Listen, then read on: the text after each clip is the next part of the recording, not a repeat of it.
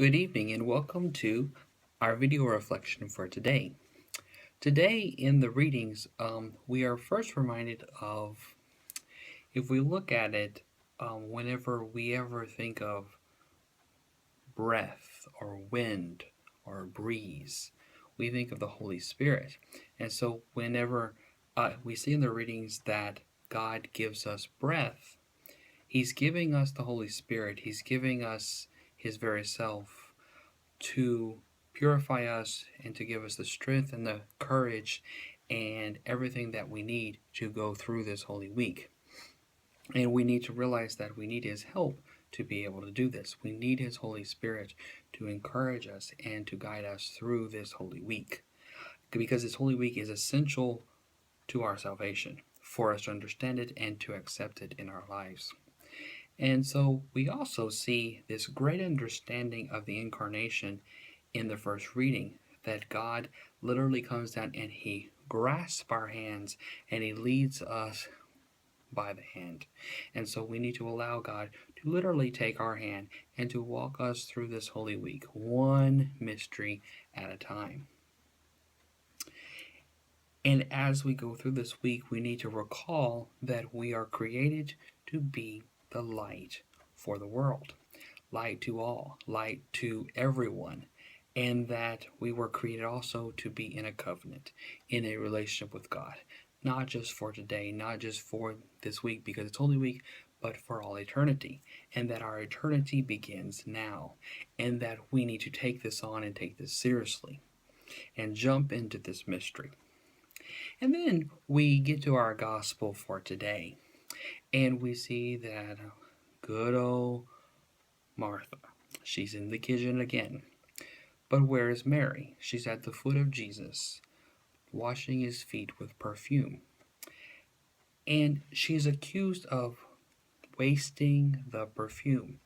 And so as I was reflecting on this this morning, I thought of, or I compared the wasting of the perfume to the wasting of time in our society. And so, because if we think about it, the one thing that seems to be valued or very precious is time. And we waste time doing all kinds of other things.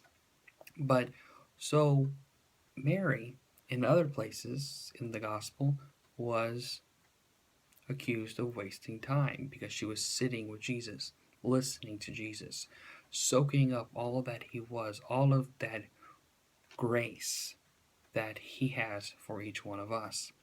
And so we need to learn to waste time, to waste perfume, to waste time in our life, to soak up and to experience God in our life, especially during this time of Holy Week. And then you have good old Judas, which we will learn more and more about as we go through this Holy Week. Interesting enough, Judas, he loved Jesus. I think he cared for Jesus.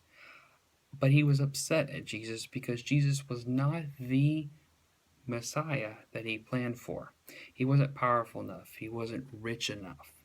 And so as we get closer and closer to the end of this story, which is not the end, but actually the beginning of all eternity, but as we get closer to Jesus' crucifixion, we learn more and more about how not to be through Judas. Because Judas, he sins, he turns away from God, and he doesn't ask for forgiveness. We all must ask for that forgiveness that is available to us all. And so let us, like Mary, take time to smell, to taste, to feel, to see, to touch Jesus this week.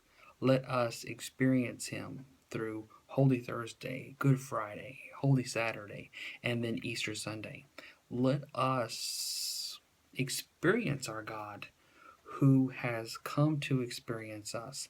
Let us use every ounce of our energy, our imagination, our thoughts, our prayer, our hearts, our passion to really reach out to our God who has reached out to us.